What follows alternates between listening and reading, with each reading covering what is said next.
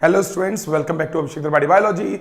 हम लोग डिस्कस कर रहे हैं मॉलिक्यूलर बेस ऑफ इनहेरिटेंस और हम लोग आ गए हैं ऑलमोस्ट लास्ट पार्ट की तरफ। ऑलमोस्ट मैंने इसलिए बोला है क्योंकि इसके बाद एक लेक्चर और आएगा, तब जाके मॉलिक्यूलर बेस ऑफ इनहेरिटेंस को हम लोग कंप्लीट मानेंगे। देखिए, मॉलिक्यूलर बेस ऑफ इनहेरिटेंस में हम लोग अब पहुंच चुके हैं ह्यूमन जीनोम प्रोजेक्ट पे। आपके पीछे लिखा हुआ है ह्यूमन जीनोम प्रोजेक्ट, और इसमें हमें मेजरली वो पार्ट डिस्कस करना है जो एनसीईआरटी में दिया हुआ है। तो देखिए एक एक करके ह्यूमन जीनोम प्रोजेक्ट की अगर हम बात करें तो यहाँ पे लिखा है total number of genes present in haploid set of chromosomes were studied. Human genome project में जितने भी जीन्स हमारे हैप्लॉइड सेट ऑफ क्रोमोसोम में प्रेजेंट हैं, याद रखिए इस हैप्लॉइड सेट ऑफ क्रोमोसोम को हम लोग ह्यूमन जीनोम बोलते हैं। एक सेकंड रुक जाइए, तो इस हैप्लॉइड सेट ऑफ क्रोमोसोम को हम लोग क्या बोलते हैं? ह्यूमन जीनोम ही बोलते हैं। तो नोटिस करो, ह्यूमन जीनोम जो है this is also called as haploid set of chromosome. तो हमारे हैप्लॉइड सेट ऑफ क्रोमोसोम को स्टडी किया गया था ह्यूमन जीनोम प्रोजेक्ट में, और उसमें भी क्या फाइंड आउट करने की कोशिश की गई थी कि टोटल नंबर ऑफ जीन्स कितने हैं और कौन सा जीन्स किस तरीके से फंक्शन करता है या किस प्रोटीन के सिंथेसिस के लिए रिस्पॉन्सिबल है। नोटिस करिए, ह्यूमन जीनोम प्रोजेक्ट स्टार्ट कब हुआ? तो आपको याद रखना पड़ेगा 1900 में ह्यूमन जीनोम प्रोजेक्ट स्टार्ट हुआ था इन 1900। किसने इस प्रोजेक्ट को इनिशिएट किया? तो इसको इनिशिएट करवाया था US department of energy and national institute of health. आपको याद रखना है यूएस डिपार्टमेंट ऑफ एनर्जी और नेशनल इंस्टीट्यूट ऑफ हेल्थ ने मिलकर, ये अस नहीं है, यूएस है, यूनाइटेड स्टेट्स है, ठीक है ना। तो यूएस डिपार्टमेंट ऑफ एनर्जी और नेशनल इंस्टीट्यूट हेल्थ ने मिलके इस प्रोजेक्ट को स्टार्ट किया था। कौन सा प्रोजेक्ट? Human genome project. आगे देखिए, यहां लिखा है फंड्स किसने प्रोवाइड किए? तो आपको याद रखना फंड्स प्रोवाइड करने वाले थे एक तो वेलकम ट्रस्ट, कहां का? यूके का, यूनाइटेड किंगडम का। उसके अलावा Germany, France, Japan, China etcetera, मतलब बहुत सारी कंट्रीज थी जिन्होंने इसमें पार्टिसिपेट किया था। ऑब्वियसली हमने पार्टिसिपेट नहीं किया था।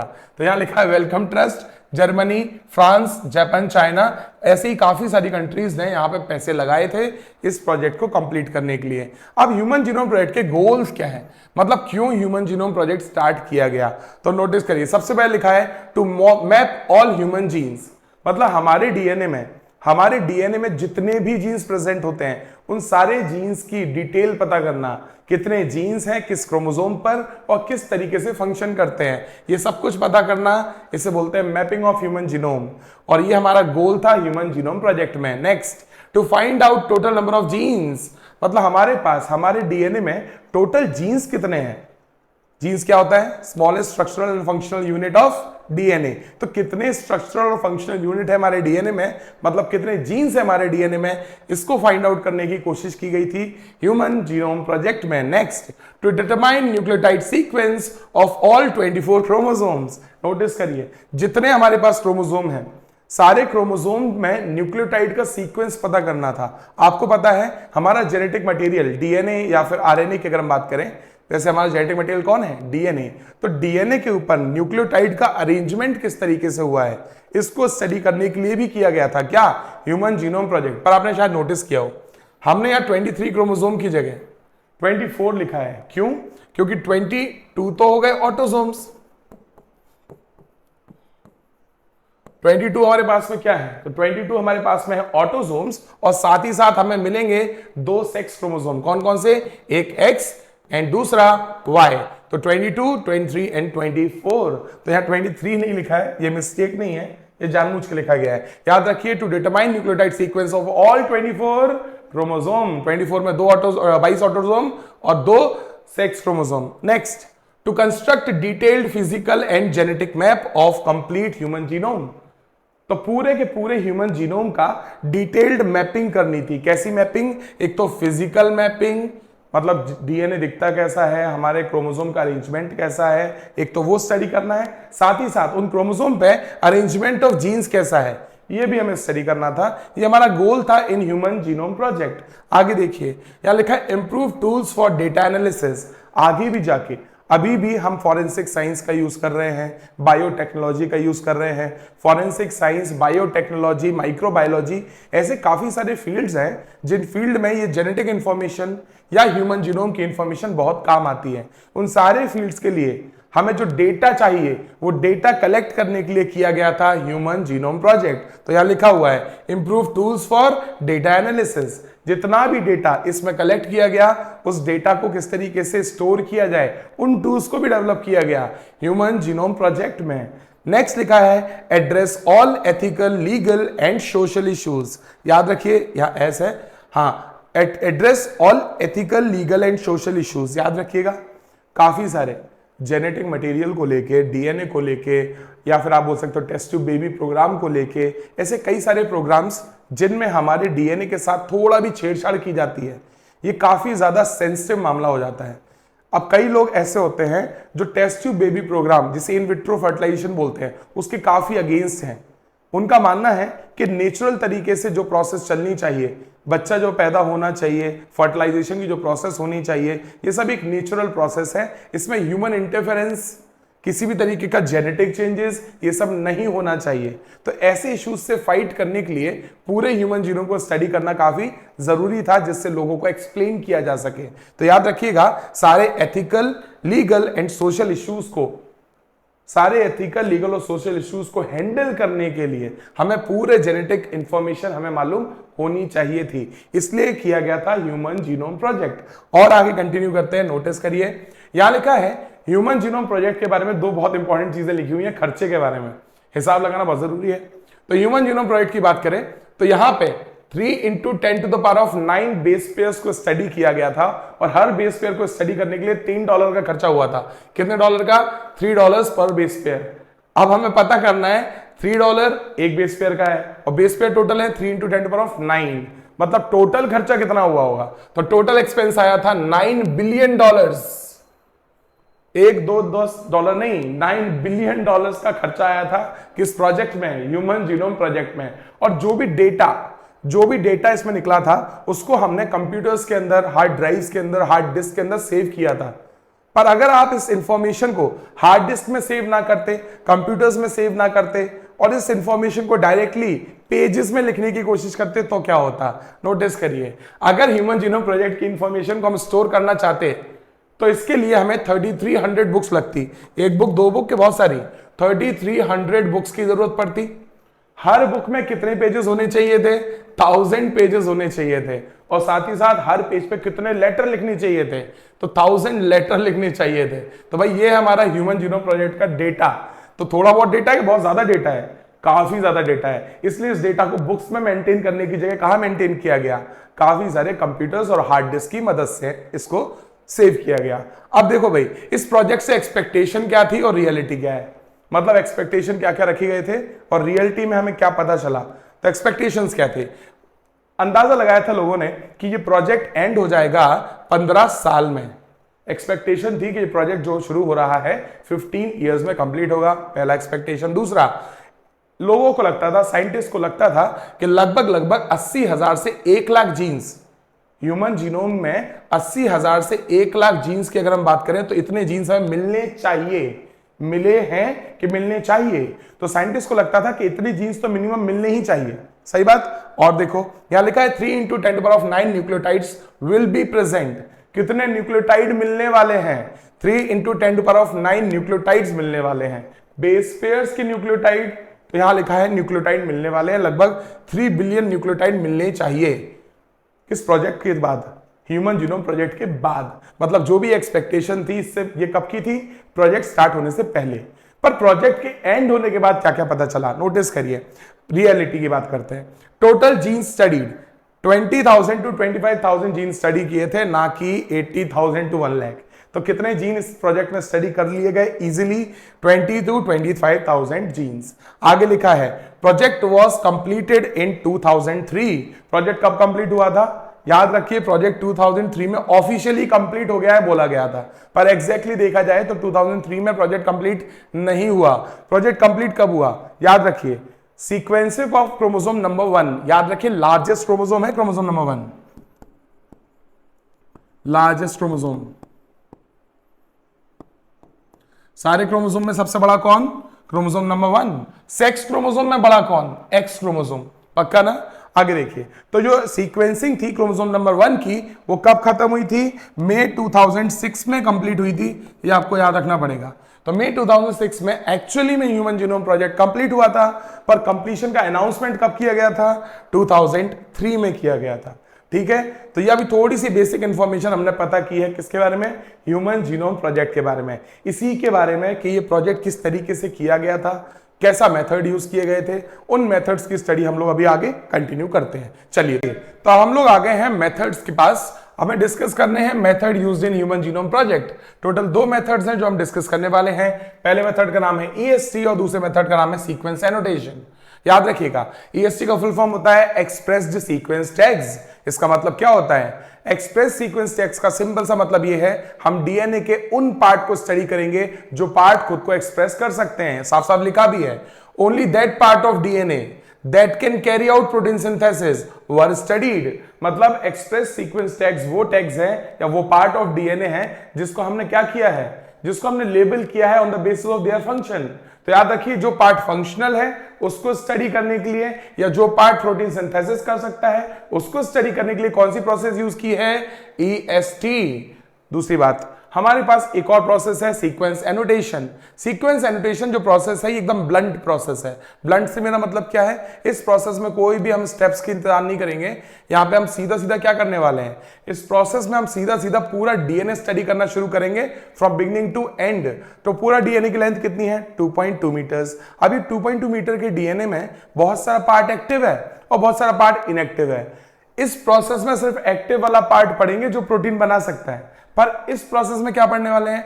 इस प्रोसेस में पढ़ने वाले हैं एक्टिव इनएक्टिव हर एक जीन को स्टडी करना है। पक्का? अब देखिए, सीक्वेंस एनोटेशन जो है इसमें लिखा है complete DNA was sequenced using automated DNA sequencer. तो याद रखिए, इस प्रोसेस में हेल्प करने के लिए एक मशीन थी हमारे पास नहीं, ह्यूमन जीनोम प्रोजेक्ट के जो साइंटिस्ट थे उनके पास एक मशीन थी। मशीन का नाम था ऑटोमेटेड डीएनए सीक्वेंसर, और इस मशीन को डिस्कवर करने वाले कौन थे? Frederick Sanger. तो आपको याद रखना है, फ्रेडरिक सेंगर जो थे इन्होंने डिस्कवर किया है ऑटोमेटेड डीएनए सीक्वेंसर, और इस मशीन की मदद से कौन सी वाली प्रोसेस कंप्लीट हो पाई? Sequencing of complete human genome, मतलब और सीक्वेंस एनोटेशन हो पाया। नोटिस करो, अब यहां पे टोटल 3 स्टेप मैंने बताए हैं। यहां पे 3 स्टेप आपको दिए गए हैं। ये तीनों स्टेप जो है इनको कंप्लीट किया गया था, तब जाके हमें समझ में आया था क्या? एक जीन का फंक्शन। तो ऐसे ही करके एक एक हर जीन का फंक्शन को फाइंड आउट किया गया, समझने की कोशिश की गई। कौन सी प्रोसेस में? सीक्वेंस एनोटेशन में। तो देखो, सीक्वेंस एनोटेशन का पहला स्टेप क्या है? यहां लिखा है डीएनए वाज फ्रेगमेंटेड।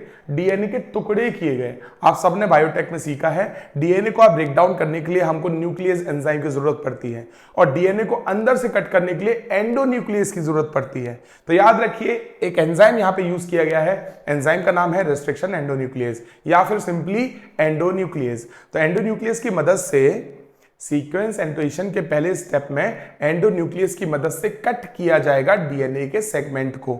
आगे देखिए, वही लिखा हुआ है। सेकंड पार्ट पर आते हैं। सेकंड पार्ट में लिखा है cloning of DNA. Cloning of DNA using polymerase chain reaction. याद रखिए, एक मशीन होती है जिसमें कैपेबिलिटी है एक डीएनए से मल्टीपल डीएनए बनाने की। इमेजिन करो, हमने डीएनए के छोटे छोटे टुकड़े किए, और ये डीएनए मेरे हाथ से जो टेस्ट ट्यूब में जो डीएनए था, मेरे हाथ से गलती से टेस्ट ट्यूब गिर गई। अब अगर टेस्ट ट्यूब मेरे हाथ से गिर गई तो जो सिंगल पीस ऑफ डीएनए मेरे पास में था वो अब कहीं ना कहीं फ्लोर पे होगा। अब मैं उस फ्लोर पे से उस डीएनए को फाइंड आउट करूं, उससे अच्छा क्या करना चाहिए? उससे अच्छा हमें जो एक डीएनए का सेगमेंट था उसकी बहुत सारी कॉपी बना लेनी चाहिए थी, जिससे एक आध कॉपी मिस भी हो गई तो बाकी कॉपीज तो होंगी आपके पास। तो याद रखिए, पहले डीएनए के फ्रेगमेंट बनाए, फिर डीएनए की कॉपीज बनाई। तो याद रखिएगा, यहां पे क्या लिखा है? Cloning of DNA using polymerase chain reaction. Process का नाम है पॉलीमरेज चेन रिएक्शन, और इस प्रोसेस की मदद से हम लोग डीएनए की बना सकते हैं मल्टीपल कॉपीज। पक्का? इसको बोलते हैं जीन एम्प्लीफिकेशन या डीएनए एम्प्लीफिकेशन। नोटिस करिए, ये जो प्रोसेस है it was discovered by scientist का नाम है कैरीम्यूलिस। कैरीम्यूलिस ने इस तरीके से इस मशीन को डिस्कवर किया, और इस मशीन की मदद से सीक्वेंस एनोटेशन का सेकंड स्टेप कंप्लीट हुआ, जहां पे हम डीएनए की क्या करेंगे? कॉपीज बनाएंगे। अब डीएनए की कॉपी बन गई है, तो ये डीएनए कैसे काम करेगा या इस डीएनए से क्या मिलता है, ये फाइंड आउट करते हैं। थर्ड स्टेप पे आते हैं। देखिए, यहां लिखा है डीएनए फ्रेगमेंट्स पर transfer to host bacteria. Host DNA के जो टुकड़े हैं, सबसे पहले डीएनए के फ्रेगमेंट बनाए, फ्रेगमेंट की कॉपी किया, फिर डीएनए के फ्रेगमेंट को ट्रांसफर किया। कहां पर ट्रांसफर किया? होस्ट सेल में। क्वेश्चन ये आता है होस्ट सेल कौन हो सकता है? तो होस्ट सेल होते हैं बैक्टीरियाज और वी कैन से यीस्ट। आपको याद होगा यीस्ट इज यूनिसेलुलर फंजाई। तो एक यूनिसेलुलर फंगस है, उसका नाम है यीस्ट। इसको भी हम होस्ट की तरह यूज कर सकते हैं और बैक्टीरिया को भी होस्ट की तरह यूज कर सकते हैं। पर एक चीज याद रखिए, होस्ट ऑर्गेनिज्म कौन है? ये ऐसा ऑर्गेनिज्म है जो हमारे डीएनए को अपने पास रखेगा। क्यों रखेगा? एग्जाम्पल के तौर पे एक चीज देखो, मान लो बैक्टीरिया के पास हमारा इंसुलिन प्रोड्यूसिंग जीन गया। हमारा कौन सा जीन? इंसुलिन प्रोड्यूसिंग जीन है हमारे पास। कहां पे है? पेनक्रियाज में। पेनक्रियाज में भी कहां है? बीटा सेल में।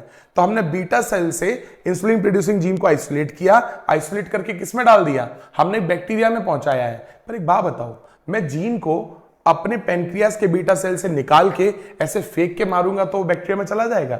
नहीं जाएगा। जैसे एक चीज है, आप कोचिंग क्लासेस आ रहे हो, अब कोचिंग क्लासेस आने के लिए आप लोग कोई ना कोई व्हीकल का यूज कर रहे होगे, स्कूटी का यूज कर रहे होगे, बाइक का यूज कर रहे होगे, ऑटो, टेम्पो, टैक्सी, कुछ तो यूज कर रहे होगे। जो भी चीज आपको आपके घर से कोचिंग तक पहुंचा रही है वो क्या है? वो वेक्टर है। तो वैसे ही मेरा जीन, मेरा इंसुलिन प्रोड्यूसिंग जीन कहां जाना चाहता है? बैक्टीरिया के डीएनए के साथ मिक्स होने के लिए बैक्टीरिया में जाना चाहता है। पर मेरा डीएनए बैक्टीरिया में जाएगा तो कोई तो उसे लेके जाएगा ना। जो उसको लेके जाएगा उसको हम लोग बोलेंगे वेक्टर। तो याद रखिए, बैक्टीरिया में हमारे डीएनए को बैक्टीरिया में भेजने के लिए हमें मदद लगेगी बीएसी की। कौन है BAC? It is bacterial artificial chromosome. और हमारे डीएनए को यीस्ट में, फंगस में भेजने के लिए हमें मदद लगेगी वाईएसी की। वाईएसी कौन है? Yeast artificial chromosome. तो बीएसी और वाईएसी जो है ये क्या करवाते हैं? ये हमारे डिजायर्ड जीन को बैक्टीरिया और फंगस में ट्रांसफर करवाते हैं। पर एक बात बताओ, अगर यीस्ट में और बैक्टीरिया में मेरा इंसुलिन प्रोड्यूसिंग जीन पहुंच गया तो मुझे कैसे पता चलेगा? तो आपको याद रखना है, ये बैक्टीरिया जो है ये आगे जाके प्रोड्यूस करने लगेगा इंसुलिन। और अगर ये बैक्टीरिया इंसुलिन प्रोड्यूस कर रहा है, इसका मतलब इसके पास में जो जीन गया है वो कौन सा जीन गया है? Insulin producing gene. तो आप सुनो सीक्वेंस एनोटेशन में एग्जैक्टली क्या हुआ है। सीक्वेंस एनोटेशन में हमारे डीएनए को, मान लो हमारा ये डीएनए यहाँ पे प्रेजेंट है, इस डीएनए के छोटे छोटे टुकड़े किए गए। क्या किए गए? इसके छोटे छोटे पीसेस किए गए।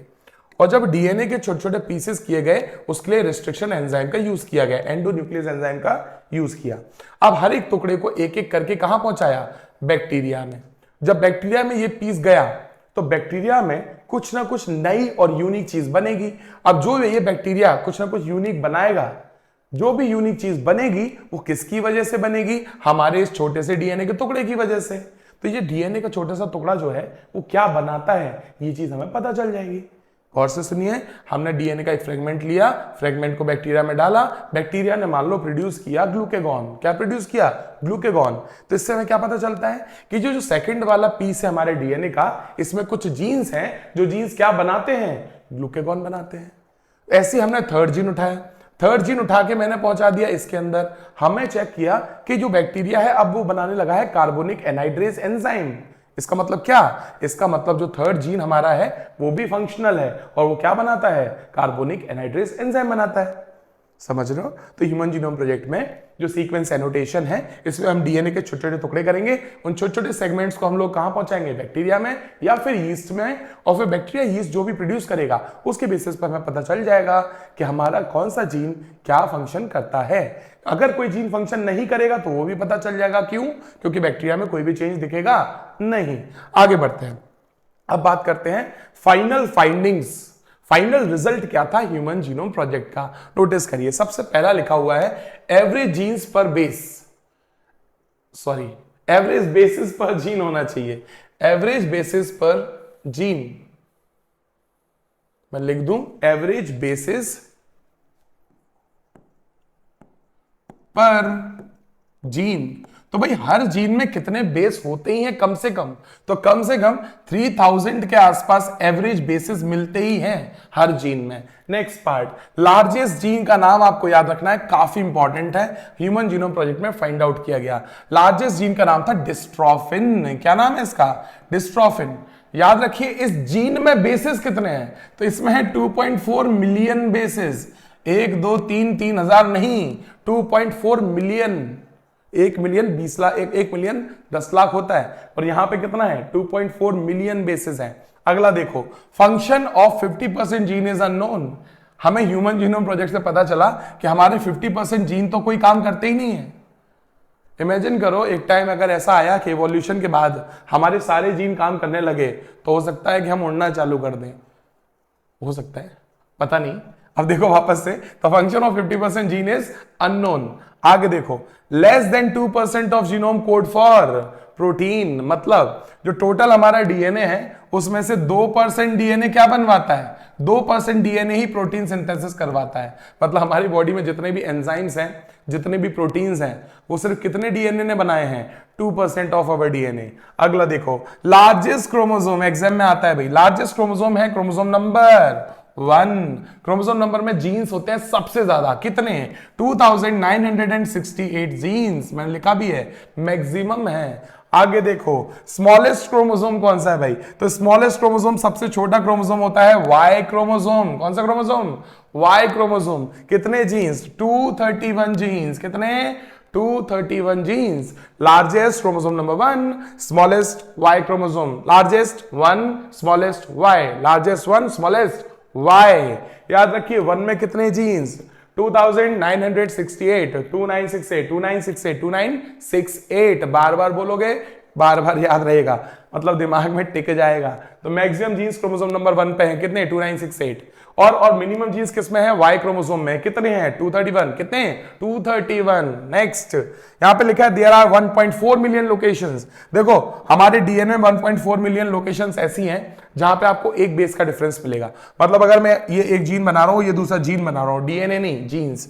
इस जीन पे मैंने देखा AT GC TA TA लिखा हुआ है, तो यहां भी वही होगा, AT GC TA TT। ये क्या हुआ, सेम है ना, कि कुछ डिफरेंस है?